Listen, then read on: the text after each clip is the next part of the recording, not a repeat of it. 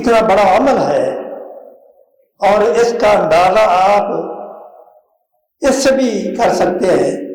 طلحہ بن عبید اللہ رضی اللہ تعالیٰ عنہ فرماتے ہیں کہ رسول اللہ صلی اللہ علیہ وسلم کی زندگی میں دو نوجوان اکٹھے مسلمان ہوئے، اور ایک نوجوان بڑا جوشیلا،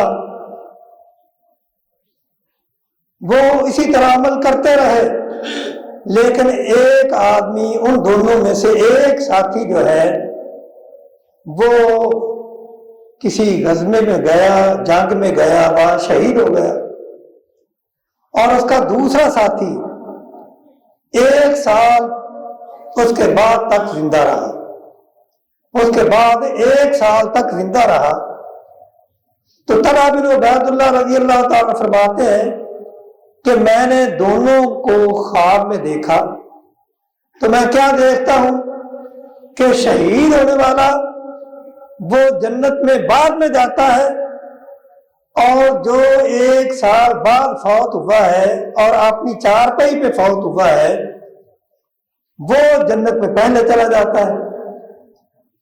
میں خود بھی بڑا حیران، میں نے یہ خواب صحابہ کو سنایا، وہ بھی بڑے حیران کہ ایک وہ آدمی جو اللہ کے راستے میں شہید ہو جاتا ہے وہ جنت میں بعد میں، اور ایک وہ شخص جو اپنی طبی موت مرتا ہے وہ جنت میں پہلے داخل ہو گئے۔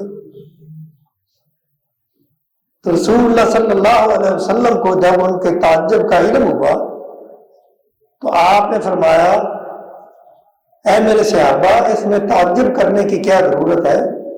مجھے یہ بتاؤ، کیا وہ جنت میں پہلے جانے والا 1 سال اس کے بعد زندہ نہیں رہا؟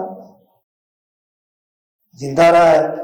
کیا اس نے اس کے بعد رمضان کے روزے نہیں رکھے اور اس نے نمازیں نہیں پڑھی؟ صحابہ نے کہا کہ اے اللہ کے رسول، یہ کام تو اس نے کیا ہے۔ تو آپ نے فرمایا کہ یہ رمضان کی برکت ہے کہ اللہ تعالیٰ نے اس برکت سے، یعنی جو رمضان اس شہید جس سے محروم رہا، اللہ تعالیٰ نے اس کو اس رمضان کا اتنا فائدہ پہنچایا کہ اس سے پہلے جنت میں داخل ہو گئے۔